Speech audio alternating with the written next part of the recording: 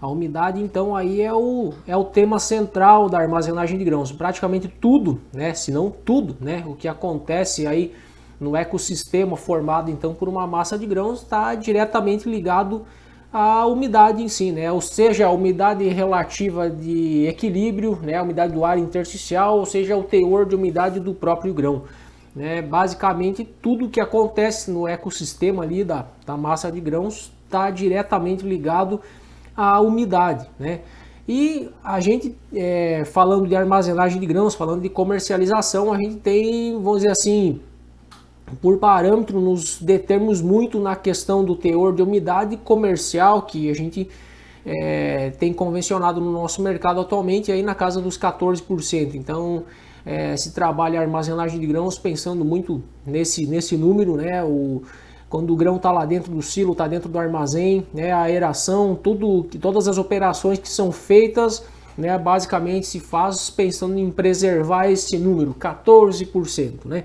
Se bem que agora, né, recentemente agora 2021 aqui em junho, julho, comecinho de julho de 2021, o nosso maior comprador aí do mercado externo, a China, aí tá com uma ideia de mudar alguns padrões aí na qualidade do produto, e eles estão aí com uma ideia de alterar o padrão, né, de 14% para até, no máximo, 13% de teor de umidade da soja brasileira, né? E isso está gerando aí um certo burburinho já, né? Em relação a esse assunto, já está sendo discutido isso, já envolveu inclusive Ministério da Agricultura, enfim, né?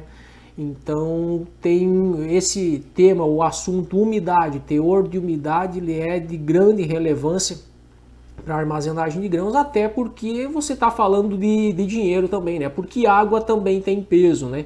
Então, quando você está falando de um grão com 14% de teor de umidade, obviamente você está falando de um grão mais pesado do que um grão com 13%, ou com 12%, com 11%. Tá?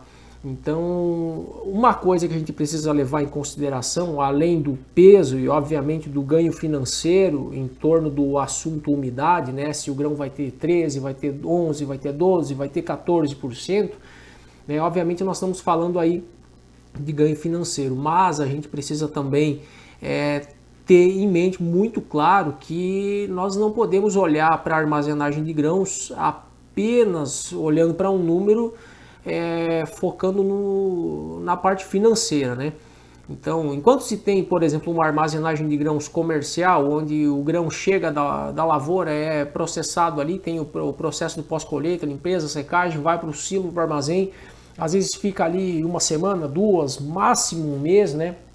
E já é expedido, esse grão já vai embora, vai para o porto, vai ser exportado, enfim, vai para o seu destino, vai para a indústria.